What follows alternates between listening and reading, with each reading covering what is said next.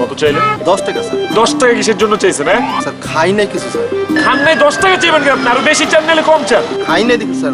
দেন sir, যা দেন আল্লাহর সাথে দেন স্যার। দেন স্যার দেন। 100 টাকা রাখেন। তার জীবনে কোনদিন 10 টাকা কারো কাছে ভিক্ষা চাইবেন না। মন থাকবে এটা? হ্যাঁ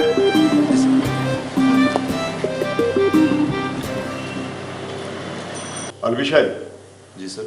গত মাসে আমরা পারচেজ করেছি প্রায় 10 লাখ টাকার মতো। স্যার 10 টাকা মানে?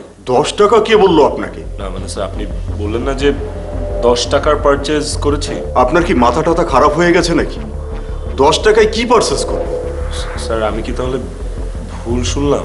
অবশ্যই ভুল শুনেছেন। আমার কথাই তো আপনার মনোযোগ নাই।